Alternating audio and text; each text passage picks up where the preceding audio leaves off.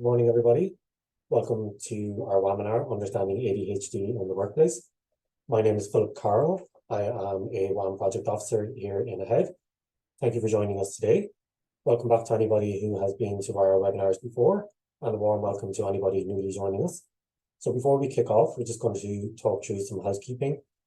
Live captioning is available for any attendees who wish to watch the webinar with subtitles. Just click the CC button at the bottom of your screen. My colleague Alice Hartigan is working with me today. She will be sharing links within the chat box and answering some questions via the Q&A feature. The Q&A feature can be used if you have any questions for the speakers. Please ask questions using this feature, as it's easier to keep track so we don't miss them, because we have a lot of people in the room today. You can also use the chat box to comment or chat with other attendees throughout the session. If you are using social media this morning, please use the hashtag webinar. And all the slides and the links will be sent to all attendees after the event. So we have almost 680 people registered for today's session, and we want to get a sense of who's watching today. So I'll ask my colleague Alice to launch a poll. If you could please answer where you're coming from. So there are two questions on your screen. So the first question is, please select the option most appropriate to you. I am a hiring manager, I am a line manager, I am a regular employee, I am the designated disability or access officer lead, I work in HR, or I don't meet any of the above. And the second question is, what sector do you work in? Further education, higher education, NGO, not-for-profit, private employer, public sector, semi-state employer, or I don't meet any of the above. So while you are voting, I'm just going to introduce WAM to some of you who may not know. So for those of you who are engaging with us for the first time today, AHEAD works to create inclusive environments in education and employment. AHEAD has been around since 1988, and the WAM program, or WAM for short, is a project that AHEAD set up in 2005. The WAM program is funded by the Department of Social Protection. WAM works with employers who provide paid graduate-level internships or placements for graduates with disabilities by ring-fencing roles for a minimum of 6 months. We've placed over 670 graduates to date, and 80% of our graduates secure full-time work as a direct result of their placement upon completion. So Alice will now end the poll and share the results, please.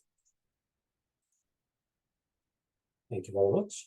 So for the first question, please select the option most appropriate to you. So I'm going to go from largest to smallest.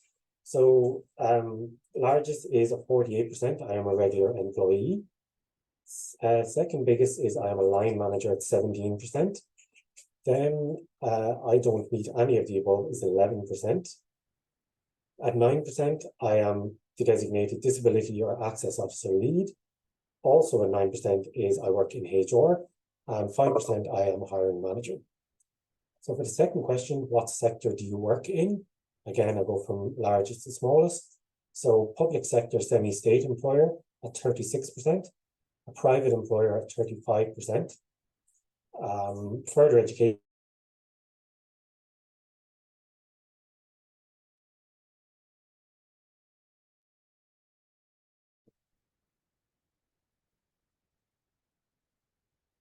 Very sorry, we're having a few tech problems here. We've lost connection, so we're just setting back up. Very sorry about that. So we're going to stop sharing the poll. I'm going to move on then to introduce the topic today. So today's topic is looking at raising awareness of attention deficit hyperactivity disorder, also known as ADHD, in the workplace. So joining us today are Ken Kilbride from ADHD Ireland and Lauren McBride, who will be speaking from her lived experience. So Ken is the CEO of ADHD Ireland. Ken has over 25 years experience in senior management positions in a wide range of both very large and very small not-for-profit organisations in Ireland. His role with ADHD Ireland is to enact the vision and strategy of the board, and in the words of Captain James T. Kirk, take this ADHD organisation to where no ADHD organisation has ever been before. So some of the Star Trek fans in the audience may have got that reference. So thank you, Ken. And also joining us is Lauren McBride. So Lauren is in her final year studying applied psychology at the Institute of Art, Design, Technology, Dún Laoghaire. Her thesis explores the lived experiences of ADHD in women, and she is also the host for the podcast Let's Chat ADHD for ADHD Ireland.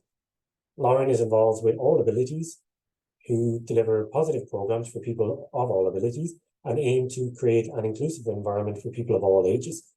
Lauren struggled to keep a job in various positions due to issues with routine, focus, and attention to detail. After receiving a diagnosis, she has worked as a home care assistant with hours that suited her work abilities and returned to education, where she is finishing her degree in applied psychology. So thank you both for joining us today.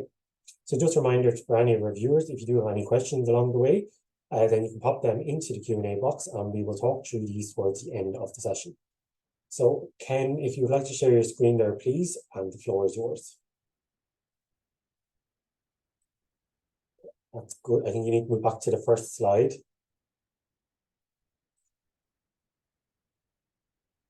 Perfect. And you're also on mute at the moment. If you can unmute yourself, please. So, good morning, everybody. You're very well. Thanks so much for coming along today. It's great to see such a huge audience. And I have to say, I was reading just quickly through the chat there, and I particularly like the comment, no, Philip wasn't frozen. He was just sitting very, very still. So that gets a bonus marks from me for today. So thank you very much for coming along today. We appreciate it. Just very quickly, a little bit about ADHD Ireland. It was founded in 1980. Like a lot of organizations, it was founded by a group of parents who had no supports for their children. So they sat around a kitchen table and decided to do something about it themselves. That kitchen table is currently out here in Stillorgan in Dublin. I've been there. I've met Stephanie, who was the person who was involved. So if you do want to come out and see the kitchen table anytime, let us know. We can organise that for you. Our mission is to make life better for all people affected by ADHD. The important part in that is all people affected by. So what I mean by that is we're talking about people who have ADHD, adults with the condition, parents of children with the condition, children with ADHD. But it also includes all people affected by. So for instance, yesterday evening, we did a webinar for teachers on ADHD and literary skills in schools. We're doing another webinar on Thursday with UCD, and we have a webinar ourselves on Thursday night on executive functioning for teens.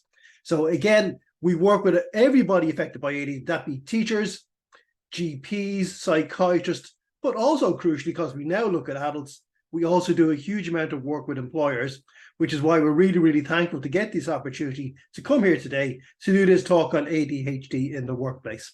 We are a registered charity. And again, if you do have any questions or comments, please pop them into the Q&A at the end, and we're more than happy to answer as best we can. We talk an awful lot about diversity in society these days. We talk about biodiversity, we talk about cultural diversity, and we do talk now about neurodiversity. Some people will be looking at this slide and saying, that's really, really badly put together, and that was deliberately so. And when you look at this slide, the font is wrong. The color of the font is wrong. The background is wrong. There's too many pictures on it. If you have dyslexia in terms of a neurodivergent condition, which are part of, being ADHD, because ADHD rarely travels alone. So when you have someone with ADHD, they're likely to have other conditions as well as part of neurodivergency. We're talking about, dyslexia, dyspraxia, autism, those types of conditions. So again, for someone with dyslexia, this is a mess. For someone with ADHD, we're now looking at 16 different other pictures. Where's your focus go? If you have autism, there's no structure to whatsoever. So again, when I sent this off to Alice on Friday in advance, Alice looked at that and said, that's absolutely terrible, and we better fix it before we send it out. So put in all the text so it was legible. So again, it took me 15 seconds to make it wrong. It took Alice 20 seconds to make it right. Just to bear in mind that communication is something that we do all the time, and it's just something we need to bear in mind when we're looking at it. You need to look at it from another person's perspective as well. So what is neurodivergency? Because this is where we're talking about ADHD, and where does ADHD fit into the workplace? So neurodiversity is a way of thinking about neurological variations such as autism, attention deficit disorder, dyslexia, dyspraxia, as variations from the typical population rather than as a disability. So advocates for neurodiversity reject the idea it's a problem to be fixed. And this is talking about the medical model. but rather that we're all neurologically diverse in some way. Now, that does bring up a problem, to be honest, for people with particularly ADHD. You get a lot of people saying, because let's be honest, ADHD is having a moment. So you get everybody, there's a lot of people that's in the media. There's something like 20 billion tags on TikTok with ADHD. Every second celebrity is coming out, they've ADHD. People are saying, well, we all have ADHD. When you have ADHD, it can be a serious condition. Some statistics around that. We did some studies recently with the National Office of Suicide Prevention. So 20% of all adults with ADHD had attempted suicide in their lives, 50% self-harm, and 10% considering suicide as an option going forward. So for people say, I forgot my keys, I have ADHD, it's nothing big, actually diminishes the condition. So we would reject that. So we would say that you need to be implementing various workplace accommodations, flexibility in the way we interact with others, and acceptance of neurodiversity as a way of life, which would allow a meaningful percentage of the population to become valuable members of our working community. And as Harvey Bloom said in 1998, neurodiversity may every bit as crucial for the human race as biodiversity is for life in general. Who can say what form of wiring would prove best at any particular moment? So when we talk about ADHD, we talk about the neurology of it, and that people with ADHD have different neural pathways. What we will say, it's not better, it's not worse, it's different. So people with ADHD have different neural pathways than people that don't have ADHD. When we're talking about the workplace and ADHD and what is the case for neurodiversity within that, so neurodiversity is moving up the organization agenda for two reasons. And you will have seen, lots of organizations out there now will have, EDI. And to be truly inclusive, you cannot exclude a significant demographic as neurodivergent. And we're talking about, at least 10% of the population, probably 20.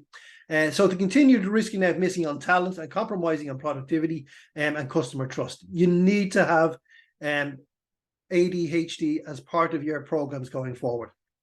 And more pertinently, the business case for diversity has highlighted the importance of the diversity of thought. So getting people with different perspective, backgrounds, and experience in a room, and your team will be more innovative and creative. There has been lots of research done on this.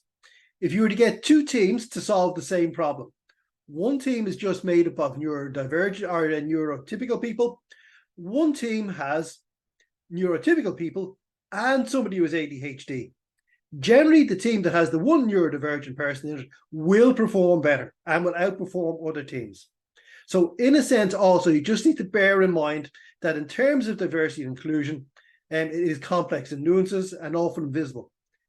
If someone is using a wheelchair, that's pretty visible. If someone has sight difficulties, that's easy to know. But if you were to take ADHD and put 100 people against a wall and say which one has ADHD, probably 5 people actually have ADHD out of that 100, you will not see it.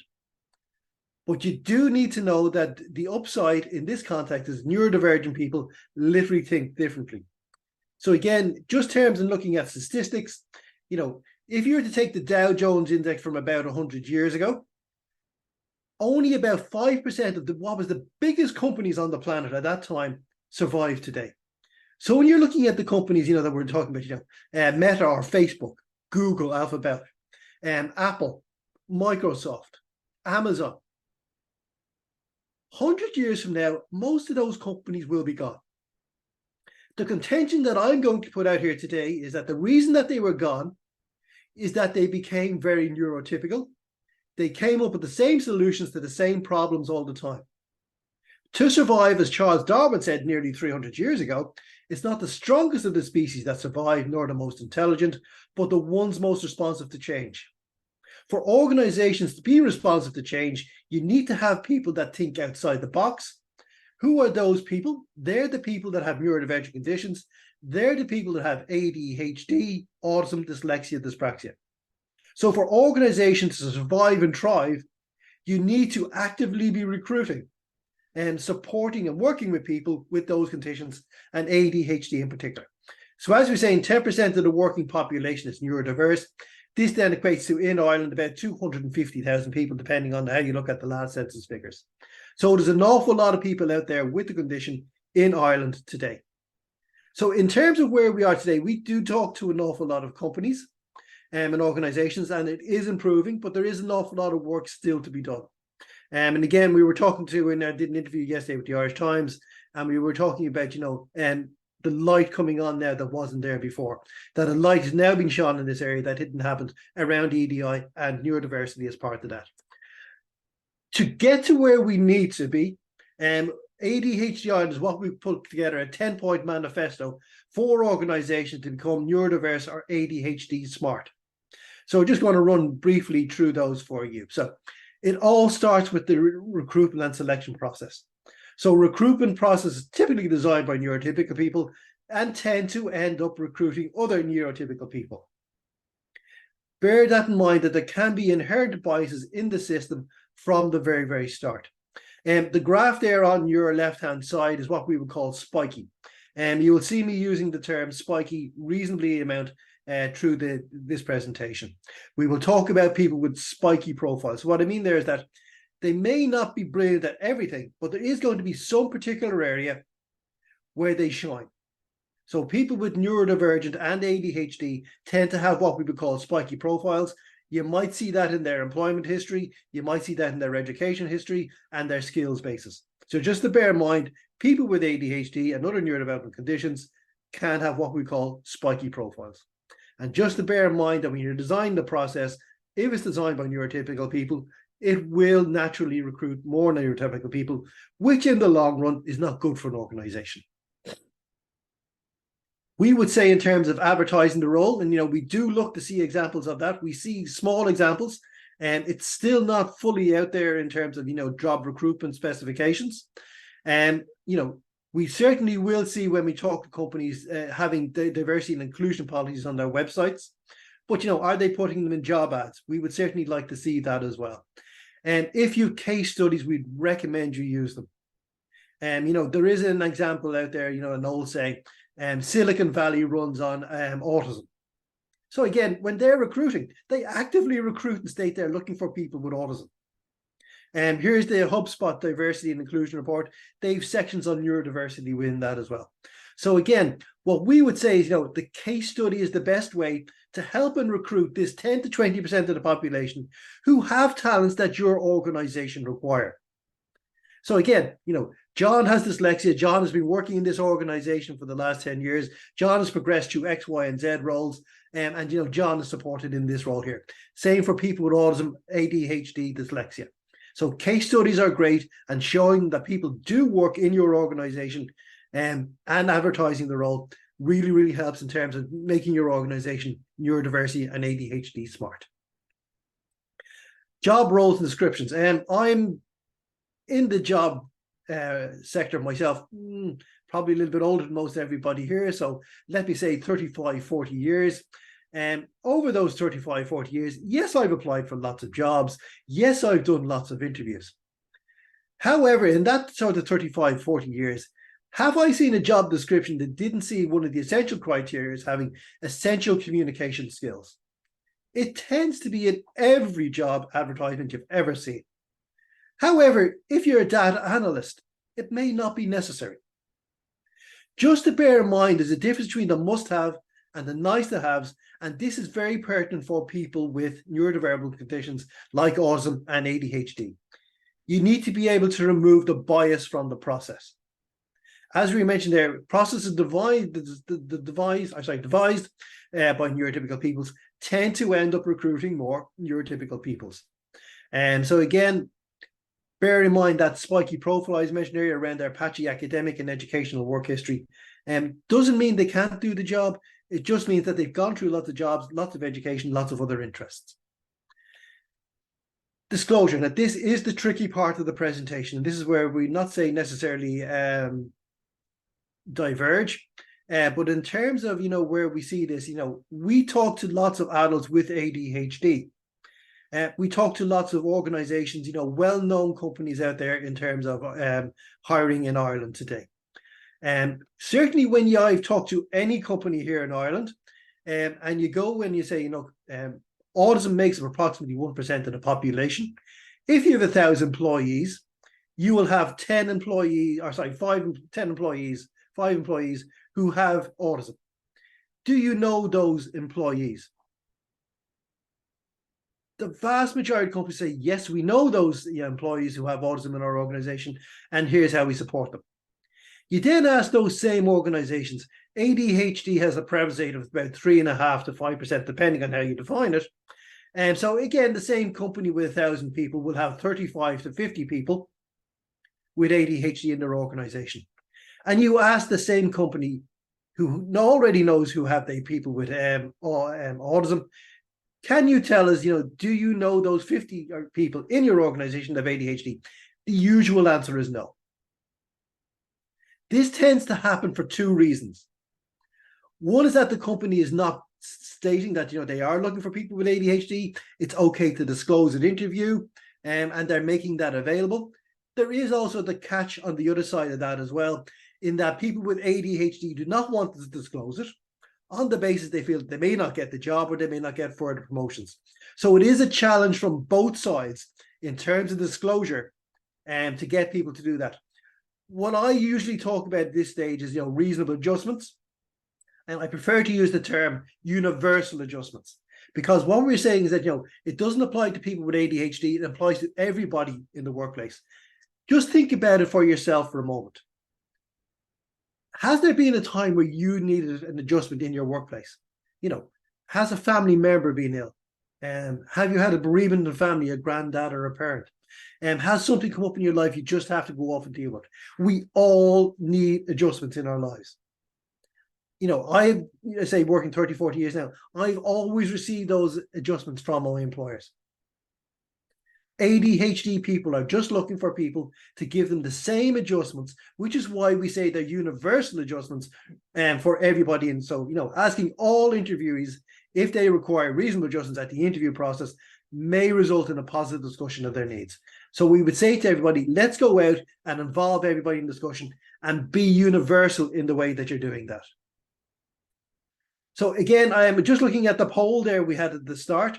And I think it was 5% were hiring and 9% from HR, which makes 14% of the population or people at this webinar are coming from a HR background. And this is where I usually start the second argument. So what we find is, and certainly I've seen this over the last 10 years myself, is when you're going for interviews now, they're now called competency-based interviews, and you need to know STAR, sequence STAR, results and outcomes and all those type of things. However, I'm going to make the broad assumption here that a convention interview is principally a test of recall and social competence. Not saying it's a beauty competence, but what we're doing is we're looking at the interview and going, will this person fit in here? I'm working on the assumption that you have the skills to do the job, otherwise you wouldn't got the interview. If you've got the interview, you have the skills for the job. Not everybody has, we all different skills, different things, but generally we think you can do the job. What we're looking for at the interview is, will you fit in here? And there's an old saying, and I particularly like this, culture eats strategy for breakfast. And I think that applies to interviews as much as anything else. We're looking for the same people. So unless we're looking at it from a neurodivergent perspective, and the people that are doing the interviews have received training in neurodiversity awareness and inclusion, and they're primed to take that moment to consider how an applicant may perform at their best in their assessment, you may not do it properly. So again, here's some tips we were saying, and what we'd say, these universal accommodations. So, recognize that interviews are a test of social confidence. Now, I know the HR people have already gone into the chat there and they're already, expressing different opinions on that. But, getting that training in there for people who are doing interviews to know and recognize and be able to take the moment, being able to, in advance, clear communications and visual cues, beware of first impressions. And I have to say one thing, just coming from a personal perspective here on this, is, we have a son who has autism. He's 27. While I am doing this presentation here today, he's actually going for his first ever interview as we speak at the moment. He would classify himself as Asperger's. And again, he would say himself, his presentation is quirky. If he walked into the room, he absolutely looks different than anyone else. Doesn't mean he can't do the job. So just, penalizing people for unconventional body language or a lack of part of social interactions is incorrect. So just being able to take back that moment and take a step back. So again, ask direct questions rather than based on conjecture. One of the things I believe, and I'm doing this job 6 years now, why don't every organization give the people the questions in advance? What you want that interview is to get the person. You want to give them the opportunity to give the best impression of themselves. What we do is we give them the questions, we're trying to catch them out. Very simply, give everybody the questions in advance so they can prepare their answers and give the best possible answers. Best for them, best for you. Why not? And again, avoid rapid questions, mutable interviewers. We've all sat at those interviews, there's a panel of 6 people on it, and they all ask the questions. And by the time we got to the end, you can't remember what the first person asked. And again, let's avoid these type of things. And facilitating interviews in different ways, and things like that, and being able to work with people. So another way to do it is, we can always move away from the conventional interview, be it as competency-based or not. Let's consider alternative assessment methods beyond the interviews. For example, work trials and internships and other things like that as well, mini apprenticeships. So again, we know particularly, and I'm talking about, this is probably is an overstatement, but lots of people with autism can be very good in computers. So rather than giving you an interview, here's a problem we currently face. How would you solve it? Let them come in and that explain to you. We'll explain to them more and give you a better example of how they work than other things. Just to bear in mind also, if you are in the HR section, psychometric testing do not necessarily give a true picture of someone who's neurodivergent. And even adjustments for extra time. So just to bear in mind, you may not be getting that because of that spiky profile we mentioned earlier. They will certainly be showing particular skills in particular areas, but they may be low on other areas, but not necessarily a true indication of the person who's neurodivergent or has ADHD. We've all gone into organizations, when the person has got the job. On your first day, someone drops a pile of paper that deep on your desk and says, can you read all that? Which is really great and interesting, except if you have dyslexia, ADHD, or other conditions like that, that's going to be a challenge. Just bear in mind, for someone, just say, for example, who has autism, best of intentions, everybody in the organizations crowding around their desk at the first coffee break to welcome to the company. That can be challenging and scary if you've autism. Anxiety induction, reading all those information, that's going to be a challenge for dyslexia, going to be a problem for someone with ADHD. Do you have workspace preference questionnaires for all hires? If you're someone with ADHD, let's not put them beside the photocopy. There's going to be too many distractions.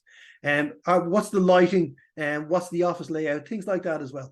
These are part of the universal accommodations that we would suggest that are given to all employees, not just those with ADHD, so that the organization then becomes neurodiversity smart.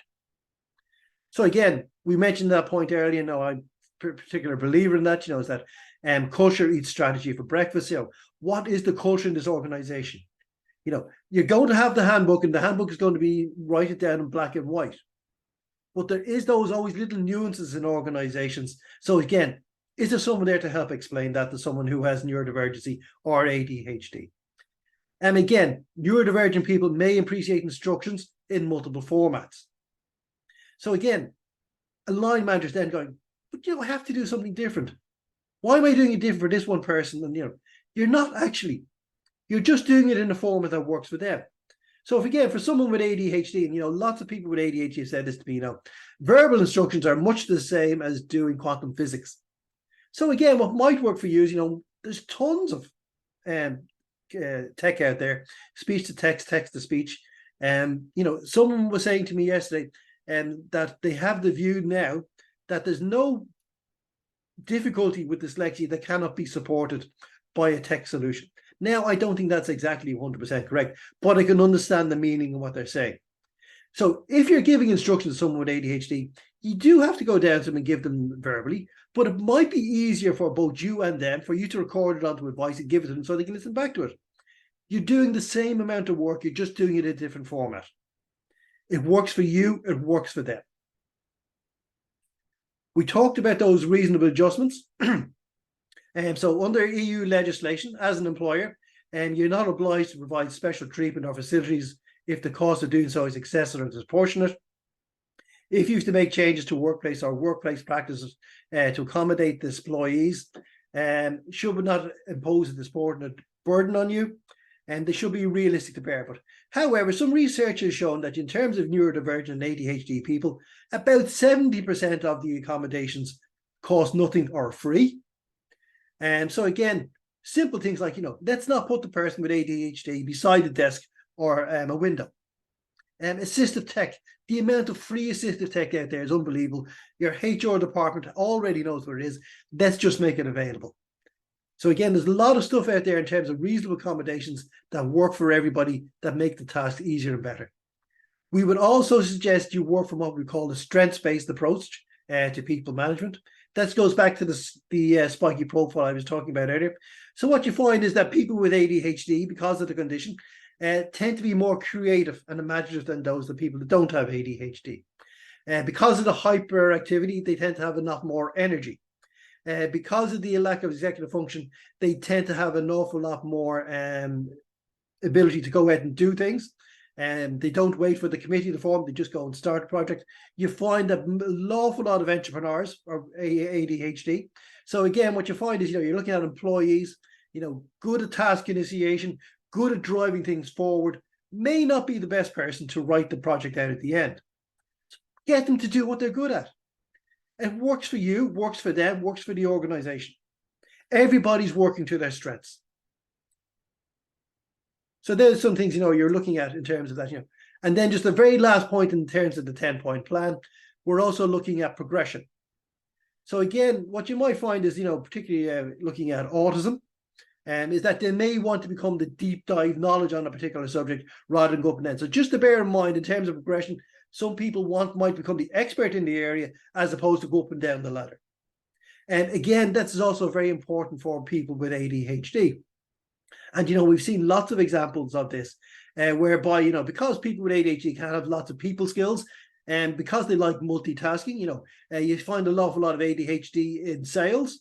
They're out there doing lots of different things, working at different projects at the same time, using their skills across the range, and they're using that impulsivity to get the job done. Great salespeople. Suddenly they become the sales manager. Now they're sitting behind a desk half the day doing spreadsheets. And they find that doesn't work. So again, progression can be important. Just find ways that work for people. That's what we want to happen. What needs to happen in the organization so it does happen. So again, what we would say there needs to be C-suite advocacy. So going to the point I was talking there earlier about, neurodivergence in the organization, and ADHD prevalence rate of 5%, but neurodivergency maybe 10 to 20%. If you look at, any C-suite, in terms of the leadership team, if there's 10 people, one of them's going to have a neurodivergent condition. And if they don't have a neurodivergent condition, there's going to be someone who has a child with ADHD, dyslexia, dyspraxia on that board. Let's sign them up. Let's get them to fly the flag for making ADHD and neurodivergency within the organization. So let's find someone within the C-suite. Let's get them. The other challenge we have with ADHD in terms of making this happen, as we mentioned this area, that ADHD tends to be what we call an individual disability. And so again, they come to the employer and say, look, I'm having challenges with this. I'm great at getting the project started, getting to this point. As again, you mentioned, I may need help with the final report in terms of the deadlines, getting it ready, getting it together. So again, someone who's good with executive functioning, work with them to get that done. The other person saying, look, why are they getting support? Why are you getting the additional time for a project that I don't? It's because you don't have ADHD. Well, if they can't see that and they don't know that, they see there's something different there, they're not getting something. So again, you need to make sure that everyone in the organization is being brought forward in terms of awareness training around ADHD and neurodiversity within the organization. We mentioned there earlier in terms of the working environment, the lighting, the noise levels, the equipment. And again, we will send this slide and make it available so you can go through all these things later. But there's so much tech out there at the moment for people that are neurodivergent. It's mostly free. But again, just to bear in mind, get the things that work for people. Just to bear in mind, and also we say we do need to mention that culture point again. And so again, let's make sure we have a mentor for the people who would have ADHD or some other conditions like that. This is part of the reasonable and universal adjustments that help people with conditions like that to get their job done. And just to remember that we do need to maximize what we would call customer interactions. And so again, just remember that, your customers are going to be neurodiverse and your suppliers are going to have neurodiverse people as well. So just to bear that in mind that, there's an opportunity out there and I haven't seen it yet. I'm waiting for organizations to advertise to a neurodivergent community and do so in a way that works for them. There is a commercial opportunity out there for companies to start doing separate market communications for people that are neurodivergent. So just to bear in mind, that works well as well. So again, just in terms of just some examples supporting ADHD specifically in the workplace. Now, just to bear in mind, and just a very quick little bit of science, ADHD is generally genetic. We're talking about a small effect over a large number of genes. So it's about 1,200 genes that, for someone that has ADHD. The different thing is that, out of those 1,200 genes, for each different person, each one have different ones turned on, turned off. So you've met the old saying before, when you met one person with autism, you met one person with autism. Because each person with ADHD is going to have a different gene turned off compared to someone else, they're all going to have a different flavor of ADHD. So what we suggest is, what works for a person with ADHD would not necessarily work for someone else that has ADHD. So you need to work with the person individually to come up with a solution that best works for them. So again, type of things we're talking about here. We mentioned earlier that, for getting verbal instructions can be like getting quantum physics. So get a recorder, LiveScribe, smart pens for important meetings, but obviously get permission from people to make sure you're using it. If you have ADHD, or if you're working with someone with ADHD, take notes throughout that meeting that threatens to bore you to tears. We've all been at them. And one of the things about ADHD is, and we do know, is that movement helps. So the physical motion of taking notes will help keep people focused. And what we know about ADHD in terms of what's called the etiology, the science behind it, is that it's a lack of dopamine. But within that, movement creates that dopamine that helps people to focus more. So finding some way to incorporate movement into meetings. Are the people allowed to walk around? They're still in the room. They're still listening. Believe me, someone with ADHD who's walking around the room and during the middle of the meeting is still paying attention. It just helps them regulate themselves. Same for other conditions like dyslexia, autism, things like that as well. And, if you are going to have a long meeting, get the person with ADHD, or if you have ADHD yourself, go for a bit of a walk before then. If you're on the 14th floor, up and down the stairs a couple of times. Find that way to get that regulation going in your system, and that will improve your things. Find the right boss. Just a little thing I wrote down there, stalling techniques. So what you find is someone with ADHD, because their mind's thinking about 52 different things at one time, when you ask them a question, they have to get all their thoughts in order. That takes 10, 15 seconds. So again, what they say for the first 10, 15 seconds, unless you give them that opportunity to get their thoughts in line, is going to be, nonsensical, or maybe something else. They're repeating the questions back to you. What they're doing is they're trying to get that time to get those thoughts together. So give them a second to get their thoughts together. You'll find things. We mentioned there, you're great at, project initiation, getting the project started, moving on, but they may not be the best person to, to finish that report. So find a closer. How many projects are idle on your desk? If you can't count them all, ask your boss or Mr. Co-worker to help the closing skills. I do lots of meetings with lots of people with ADHD.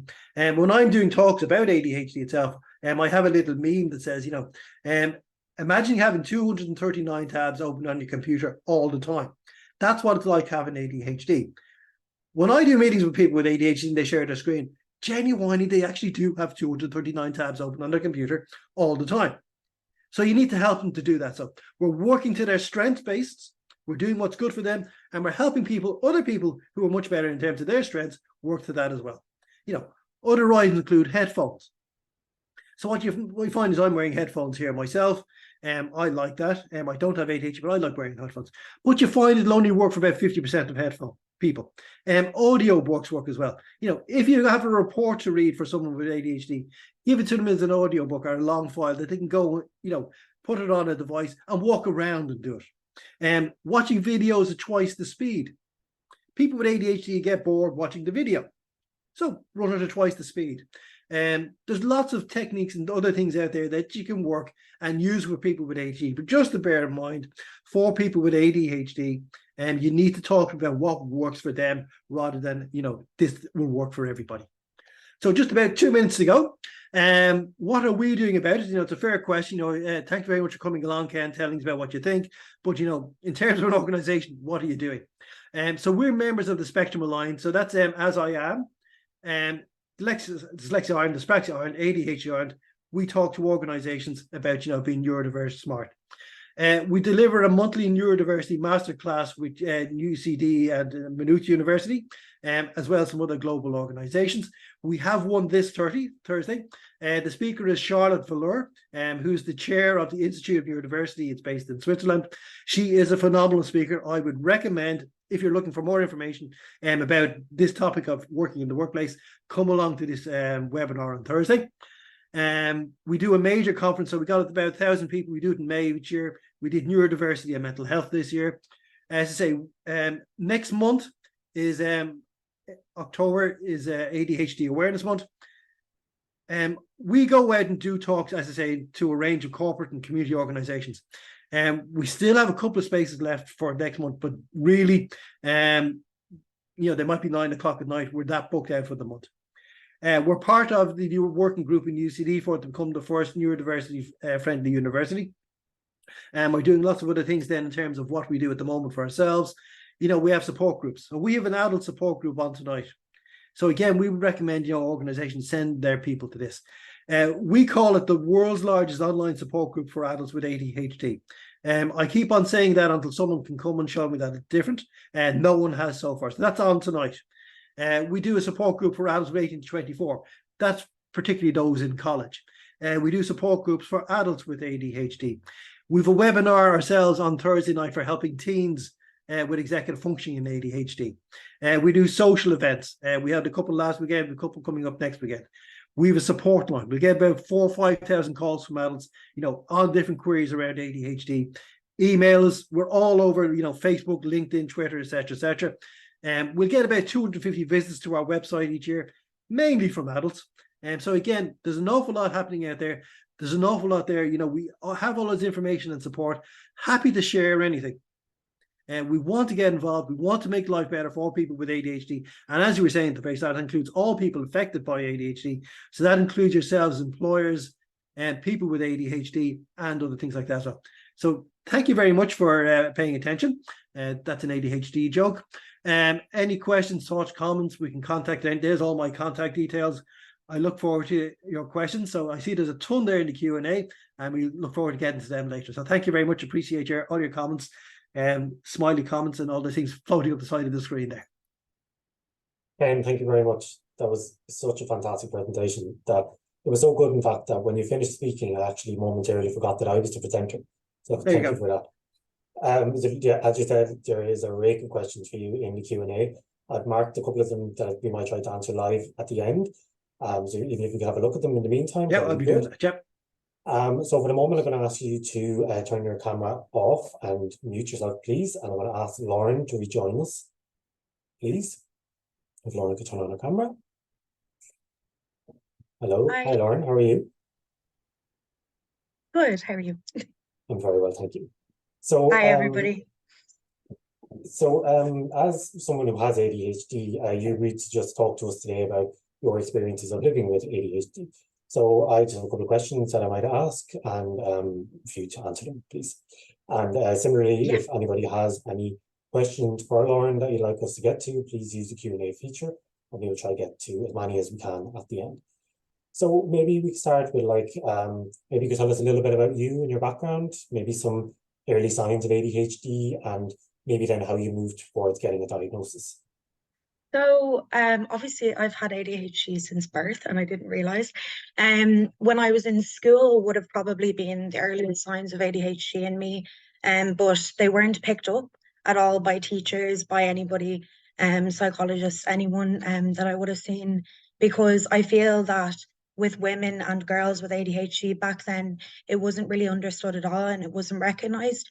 And I didn't know much about it at all. I kind of knew about, you know, the boys maybe in my class that had been diagnosed, but I was so young, I didn't know much about it. And then I went to secondary school, and, you know, from about sixth class to secondary school, I was really struggling. And I was struggling both with focus and attention in class. I was struggling with attendance. I was struggling with, you know, socializing, keeping friends, emotional states and everything. And it still wasn't picked up. You know, I was even seeing the student counselor and everything. Looking back, it was so obvious, even from my report cards. They would say things like, she talks too much, she fidgets a lot, she can't stay in her seat, you know, even up to early years of secondary school. And then realistically, if I'm being honest, because I feel like mental health issues are so coexisting with ADHD anyway, so it's a place where I can say it. I've visited psychiatrists for my own mental health issues before diagnosis. And it took years and years really of seeing them and getting diagnosed with a lot of other mental health issues before they finally gave me the diagnosis of ADHD. And even when I was medicated for ADHD, I didn't even know it was ADHD, and I didn't know much about it at all. So when I came online then and decided to start my mental health page, Her Thoughts and Bright Colours, I found the ADHD community, and I found them so accepting and so wonderful. And it was such a big place to discover myself. And my page is interactive. So I was talking to constant amount of people all the time who were experiencing the same things as me. And it was so refreshing. The community is amazing. And then I decided from that to keep the page up. It's been 4 years now. And I decided to go and study psychology and healthcare. So that through that in third year, I found ADHD Ireland, and I'm so grateful to be able to host the podcast and to be able to, you know, work with them with other things like the webinar for All Abilities I did on ADHD, and the other company that I was working with through them. And, you know, even just meeting people through it has been amazing. And I don't think I would be where I am today if it wasn't for, you know, psychology, my diagnosis, and ADHD Ireland. So that's my story. Thank you very much. It was a long journey, but it seems like, you know, a positive ending kind of in the more recent years. That you alluded to there, you talked about the podcast you have with ADHD Ireland and also the All Abilities program. Maybe you could share us a little bit about that, you know, what that entails. Yeah, so when I decided to volunteer with ADHD Ireland in the third year of psychology, I basically sent an email, and instantly I was on the phone to them, and they were like, "Will you do the podcast?" And being ADHD and impulsive, I was like, "Yeah." So I basically agreed to it straight away. But it was definitely the best idea that they had, and the best thing for me as well to come out of my shell and meet other people dealing with the same things as me. So the podcast, we have so many episodes out at the moment. They're getting great response, great feedback. And every week, at the start, it was weekly. We had different people coming on and sharing their experiences with topics such as mental health, positives and negatives of ADHD, medication stigma, diagnosis in women, so much more. And I've met so many wonderful people through that. And if any of them are here, I'm very grateful for all of you guys that came on the episodes every week. Now it's kind of monthly, but they're still released all the time. And, you know, they're advertised on the ADHD Ireland website and the Instagram, Facebook. And it's really nice because, you know, the feedback that we get from that has been fantastic from people who may, you know, have children with ADHD, who may be struggling with ADHD symptoms. And yeah, so we've kept it up, and I've been doing it for over a year now and meeting so many people. So that's been fantastic. And then with All Abilities, I was basically giving a talk to schools for Neurodiversity Celebration Week. And that was just a talk about ADHD and me, from early years to my diagnosis, to where I am now. And it was a really nice space to be able to talk to people who were so much younger than me, and even teachers and principals and everyone who was there, because I wish that I had those accommodations for me in school, and I wish that there was talks about neurodiversity and ADHD and knowledge of it. So that was fantastic. And then I got the opportunity kindly by All Abilities as well to work in the sensory tents at Kaleidoscope Festival with the families, and All Together Now Festival as well. So both there was kids coming in, but there was also parents, and everyone found it fantastic because the sensory tent incorporated all the senses and gave people, you know, a quiet time away from the festival, because it's so buzzy and noisy. But you know, it gave a safe space for everyone, so it was fantastic, and I really enjoyed it. Thank you very much.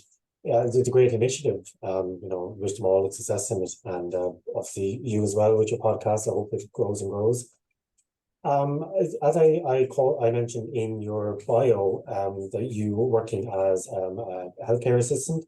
So Yeah. maybe we could then move into kind of the employment space of, well, what's your experience of employment been like to date as somebody with ADHD? So yeah, I was excited to talk about you know, healthcare and the jobs I've had, because it wasn't always good. Home care was probably the first job that I found I could really be myself. I could have, you know, the constant changeability, the space to, you know, constantly improve, short times with each client in their houses, which meant that, you know, in between I could take breathers, I could take breaks, and I could really, you know, rejuvenate myself to get ready for the next person. Also, it was extremely social, and it was a way to help others, which I really like. And you know, some people would just want you to sit down and have a chat and, you know, emotionally support them, which is what I'm really interested in. So I feel that there is so many jobs out there that allow for the creativity and socializing with ADHD, as Ken explained as well. There's so many opportunities out there, but I just didn't know about them. So finding home care was so refreshing. And now the podcast, obviously, as well, because it's creative expression and socializing. But up to that, up to the home care, which was my first job where I felt included and accepted, I lost so many jobs. And I feel that this may be because I wasn't given, you know, the accommodations. Also, previous to diagnosis, there was that. But you know, I was never checked in with employers.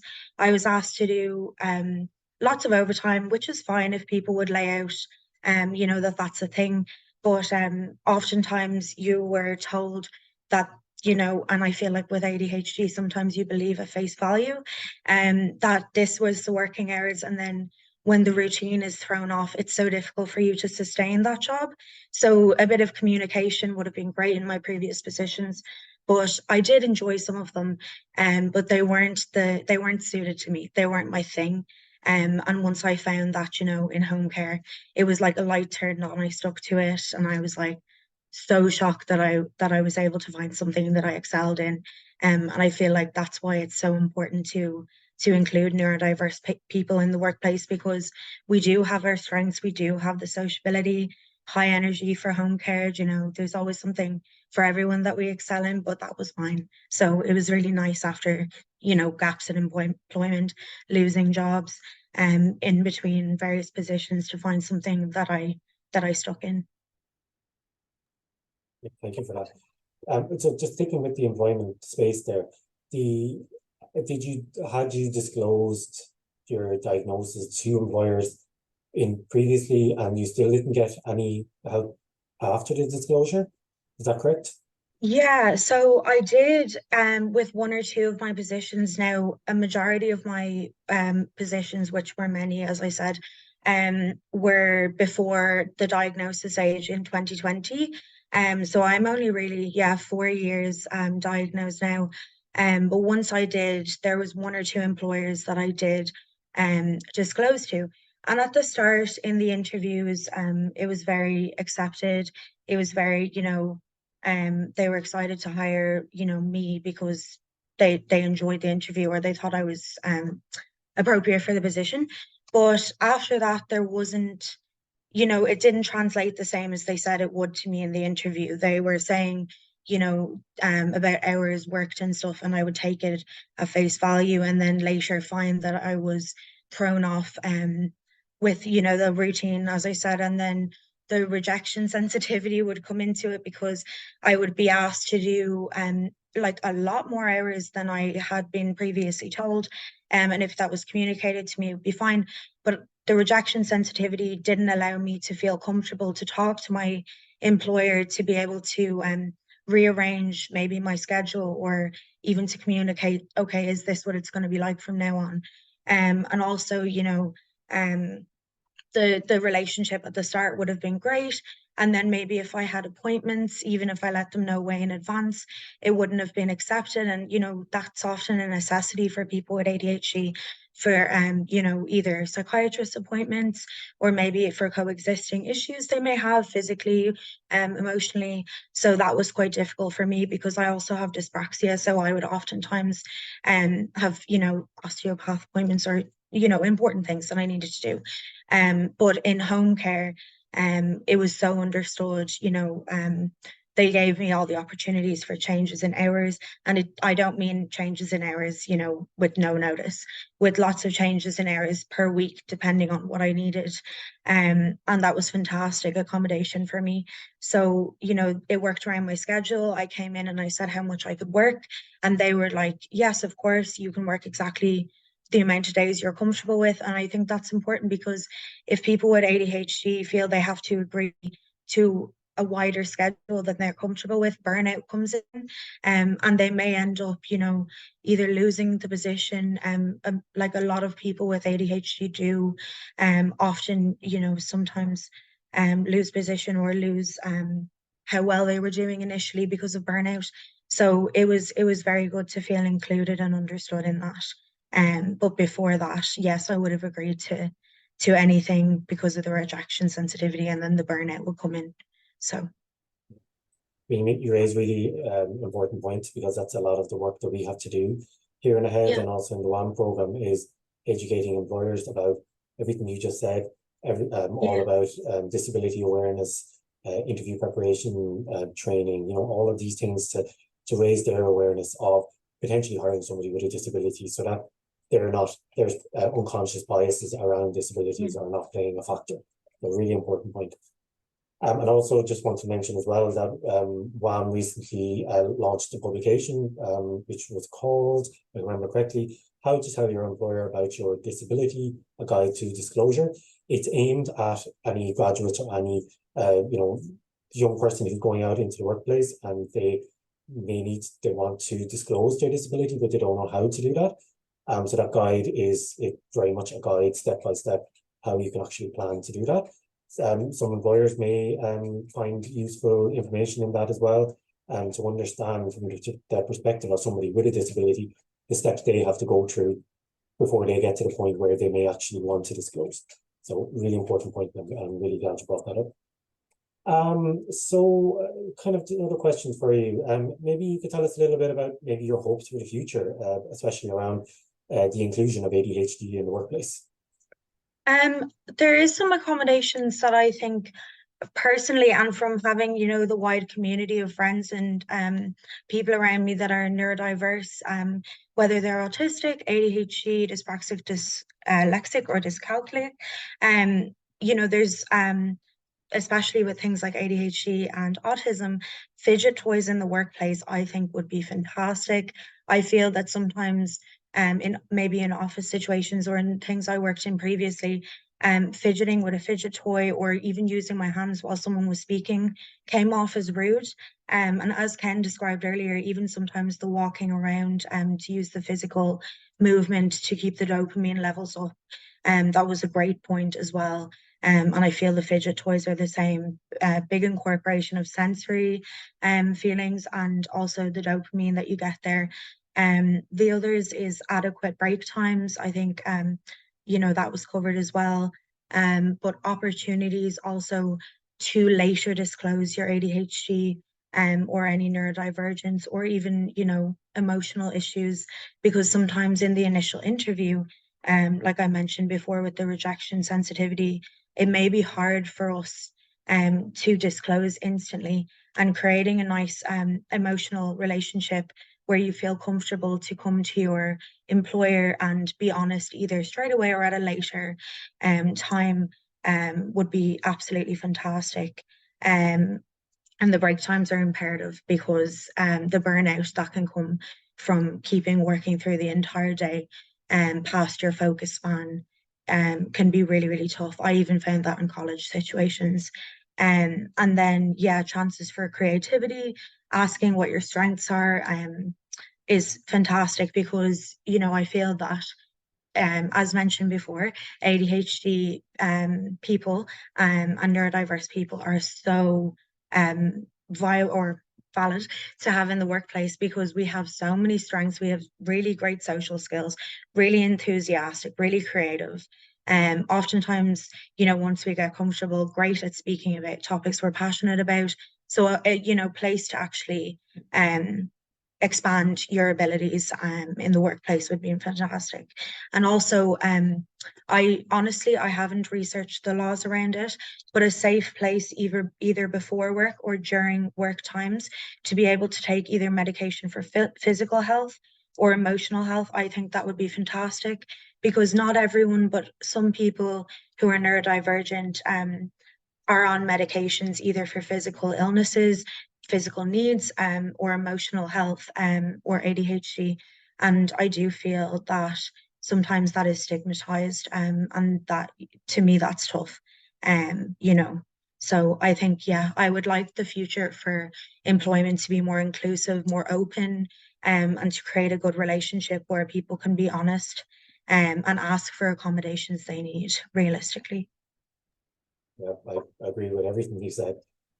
You made lots of interesting points there. I have one final question for you. You kind of answered a lot of it already, but you might want to add a little bit more. So we have a lot of employers in the room today. We have hiring managers, we have people who carry out interviews, everybody that's involved in every aspect of recruitment. So is there anything that you want employers to know about hiring somebody with a disability or ADHD? Yeah. Honestly, I feel it's a very obvious one, but kindness, empathy, and understanding is huge. The place where you can feel comfortable to express yourself, talk about any issues, and be open about, the accommodations you need. Sometimes even have a good relationship where you sometimes laugh and joke, and it's not all really serious, which is obviously important in the workplace, but just feeling like you could be yourself is so important. Also, often people who are neurodiverse specifically have, piercings, tattoos. We may have dyed hair, like me. And like it was said earlier by Ken, doesn't mean we can't do the job. Taking people at face value, and even first impressions in interviews. Yeah, it can be too much placement on how we appear first, because oftentimes I will actually fumble over my words and not make any sense if I'm under a lot of pressure. I shake, I feel so just under pressure. And I feel that having an interview where at the start you maybe have a cup of tea and you feel comfortable to share your strengths, and what you're expecting from your position and what they're expecting from you with honesty, is so important. And yeah, just fostering that relationship really between employer and employee, I think, is viable and just completely needed for the progression of yourself in your position. Thank you very much. We really appreciate your openness and your honesty to be able to come on and share your story with us. So we really appreciate that. Thank you. Thank you. So I'm going to ask Ken to rejoin us, please, and we're going to move over to the Q&A section. So I see some of the questions have been answered. So I'm just going to scroll down. 1 second now. Okay, so it's a bit of a lengthy question, so I'm just going to read it out. So my father is a retired child psychologist. I have spoken to 2 prominent psychiatrists about ADHD, as I may have it myself, and both have said that they do not believe adults can have ADHD. This is the issue across the board with the psychiatric community. To get assessments can cost €2,000, but that doesn't even help towards prescription medication. On the other hand, my son has autism spectrum disorder, and they are eager to throw ADHD medication at a 6-year-old. It's a very broken system. How do we get around this and deal with the costs? So, okay, there's a couple of things in that. So you've spoken to 2 prominent psychiatrists, and the issues across the board. I don't think it's across the board in terms of the psychiatric community, but certainly we know, and there's no problem naming names here, that within the College of Psychiatry here in Ireland, there is psychiatrists who do not believe in adult ADHD. I can emphatically state that they're wrong. They need to go and get themselves retrained. The amount of evidence and research out there at the moment as to the existence of adult ADHD is overwhelming. And there's just some people out there that ADHD was seen 30, 40 years ago as the naughty child syndrome. It could be solved by behavior, discipline, things like that as well. We now know from neural imaging that we can show the neural pathways for someone with ADHD are different than those with someone that don't have ADHD. This goes back to the point I was saying, it's not better or worse, it's just different. In terms of the cost, I think 2,000 is probably a little bit overextending it as well. You can probably get a diagnosis in Ireland today for about €1,000. But just to bear in mind, because the person was saying that the father was a psychologist, and we're talking about psychologists, for ADHD, and this is what makes it different within the neurodivergent community, is there is actually a medical treatment that works for ADHD, and that's medication. You can get the assessment done with a psychologist, but they can't prescribe it. So again, you need a psychiatrist to do the medication, but we only know of maybe 2 or 3 in the entire country. So again, there tends to be long waiting lists for both the private and the public sector here in Ireland today. So even if you have the money, it's a challenge to get an ADHD assessment here in Ireland.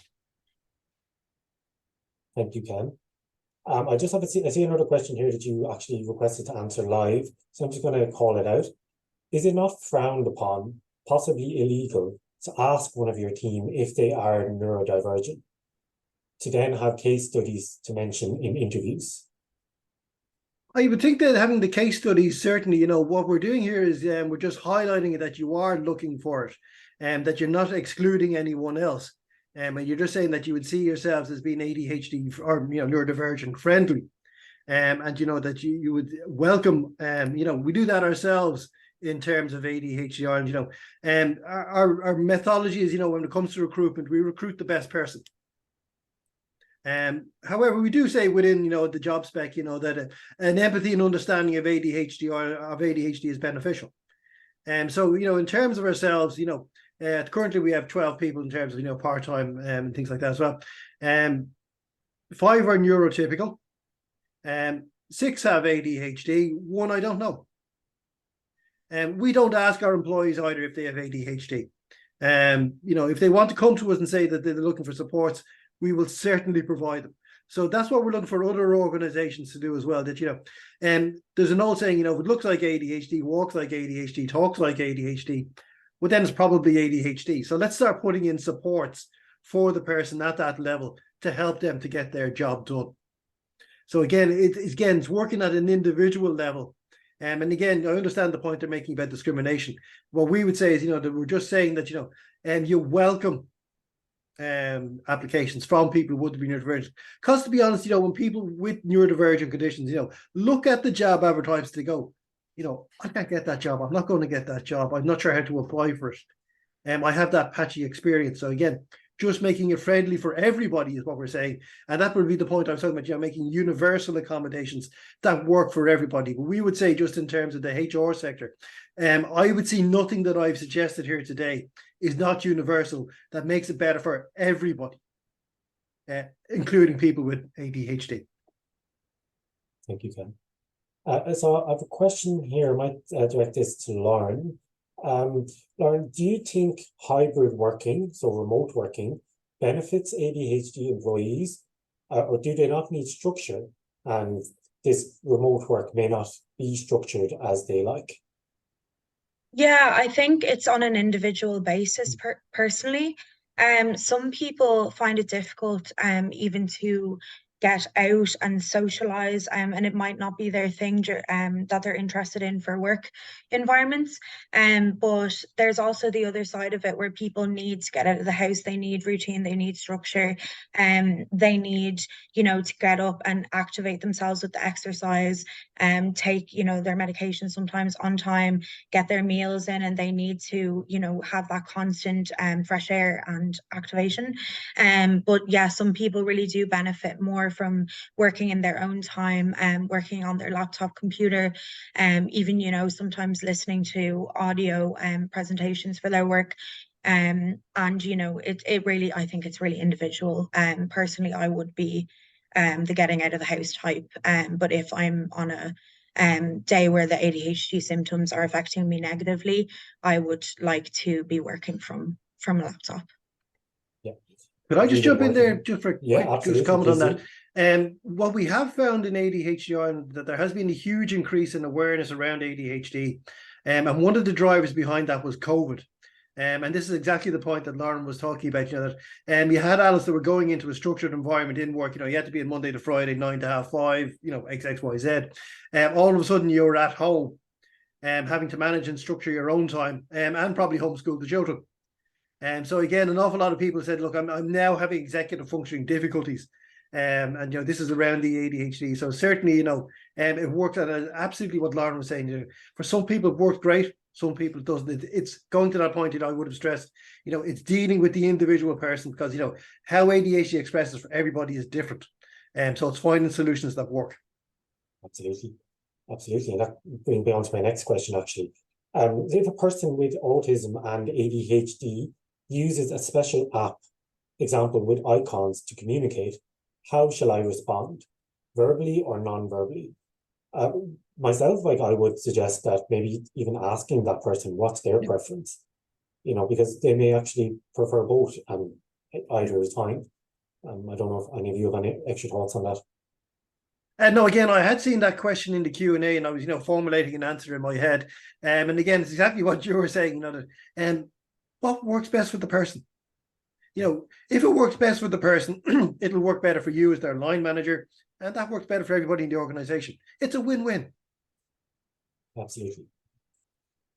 Another question here. Does ADHD Ireland have a publication listing the 10-point manifesto that you mentioned in your slides, Ken? We don't. This is one of the challenges as an organization. When I started 6.5 years ago, there was a person half-time. Now, as you know, we mentioned we have about 12 people. We're at 6, sort of 7, 8 full-time equivalents. We're growing as an organization.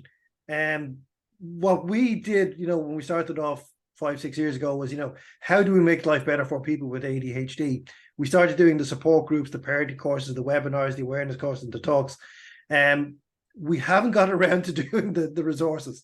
And it's just a challenge of being a small charity. You know, we will do 450 events this year. And you get on a small staff, you know, this time last year we only had 5. As we just got funding from the HS. We are primarily funded through the HSE. So if we had, you know, we figured, and I've done it, you know, not saying the fact sheet, but I worked it out one day, very recently, you know, we need about 30 staff to do the job we should be doing. And if we had those 30 staff, we would certainly have those resources. And we have a volunteer who's currently working on it as we speak. So hopefully we'll have something next year. Thank you. We have time for one more question, so feel free both of you to chime in. Do you have any thoughts on the difficulties to access to a diagnosis process as an adult, and how a work organization could support that and benefit from supporting it? But again, just a couple of points in that, you know, and there was a couple of an earlier question in there about ADHD coaching. And so just in terms of ADHD itself, you know, we would say whether you're 5, 15 or 55, 85, whatever happens to be, all the research shows that once you get the diagnosis and the assessment and get the right treatment, now you need to preface the words right treatment, life outcomes improve. All the research shows that, you know, so we would say if you think it's ADHD, certainly go get the assessment done. Now, there is a challenge we mentioned there earlier in Ireland, you know, there is a lack of clinicians out there, public and privately, to get it done. But once you can get the right treatments, it improves. So, what you find is, you know, that for people with ADHD, and, you know, it is mentioned there in the slides, you know, they do need other supports, you know, and this is around, you know, mentoring. This is sort of part of the coaching. You know, there may be someone in the organization that there might be an external coach. You know, if you go to ADHD Ireland, you know, on our clinicians page, we actually have a whole section just for coaches with ADHD. So again, you can use those. So in ADHD, will just, you know, a coach will help you, you know, to organize your life, put that structure around it. And, you know, what we would always say with ADHD, the big thing is, you know, scaffolding content structure. And so when you get structure together for someone with ADHD, it enables them just to focus on the task they need to focus on, so they can get the job done. And so again, it's putting all those things together that works for everybody. You know, as I was saying earlier, that, you know, for a lot of people, ADHD tends to be genetic. And so again, you know, if you find that, you know, you have children with ADHD or your parents have ADHD and you have symptoms that look like ADHD, well, then possibly it's ADHD. And so on that basis, you know, if you're talking to your employer about it, say, look, I mean, you're going through the assessment process. It does take years, to be honest. And, you know, can we put some support in the meantime? And that works for the person, works for the organization, works for everybody. Absolutely. Lauren, I don't know if you have anything else to add there before we wrap up. Yeah, I was just going to agree with Ken and say the last point that it can take years. And you know what Ken said, that you can still disclose to your employer if you self-identify with the symptoms and feel that you may have ADHD. Because I know people that have waited up to 2+ years for treatment and around 2 years sometimes for the diagnosis. I know someone that's waiting just over 2 years. So it can be difficult to find quicker times unless you pay more, or you know, if you go public, it's long waits. So there is no harm in disclosing and saying what accommodations that you need, regardless of having, you know, the formal diagnosis. Fully agree. So thank you both for your time. I'm just going to close the Q&A now. I'm conscious that there will be a couple of questions that people didn't get answered. We will take note of those questions and we will try and ask Ken and Lauren for some answers and to provide them to you. So I'd like to thank our speakers, Ken Kilbride from ADHD Ireland and Lauren McBride. And also like to thank my colleague Alice, who's been on tech support, and also PCR who are on captions. As always, your feedback on our webinars is important to us. We have a short survey that we will share in an email that will be sent around, which includes the presentation. The link is also going to be put into the chat box. You can copy and paste this directly into your browser. So please keep an eye on our website, www.ahead.ie/webinars. Our next webinar will be taking place in the new year. A date and a topic is to be confirmed. If you have any suggestions for topics that you would like to see us cover in future webinars, please do share this with us in the survey. So a big thank you to all of our viewers for tuning in, and until the next time, goodbye. All right. Thank you.